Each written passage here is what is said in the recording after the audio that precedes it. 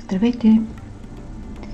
В едно предходно видео, което ще видите на този линк, ви показах тази плетка, която се плете с една тънка и една дебела кука. Едната е четворка, другата е осмица.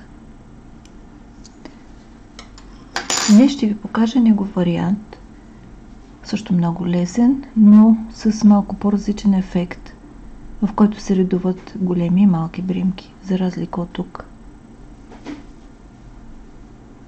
Двете в комбинация биха могли да се използват и стоят много красиво.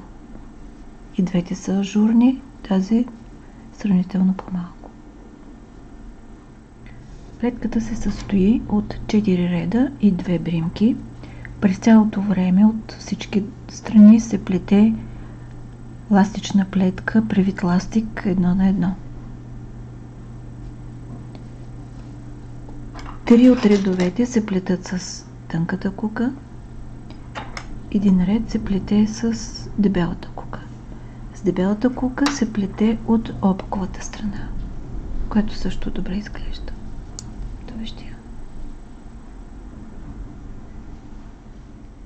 Първият ред е от опаковата страна и плетем с дебелата кука.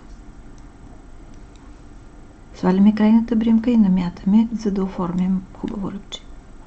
След което лицева за задната стена, обикновена опакова.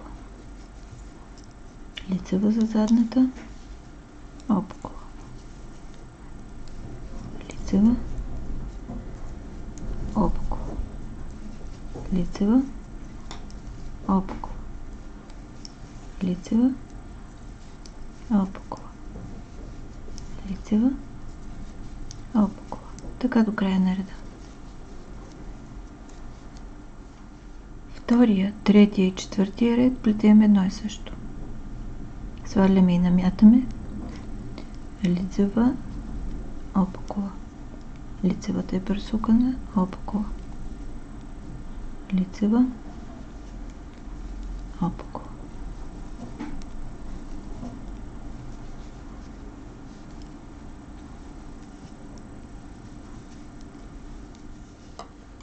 И така изплетахме 4 реда.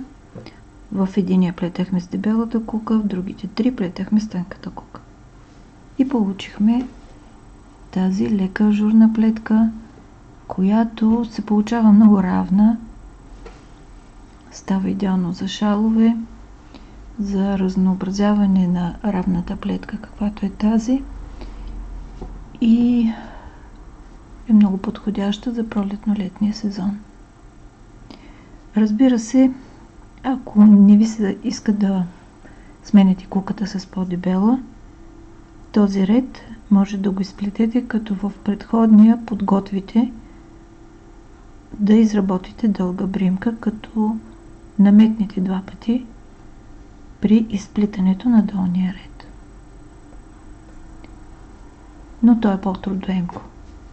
Това е много лесен начин, за да получите лека, ажурна и приятна на вид плетка. Горещо ви я препоръчвам. Благодаря ви, че бяхме заедно. Ако харесвате това видео, натиснете бутон лайк. Абонирайте се за канала и за известията, за да гледате всички мои видеа.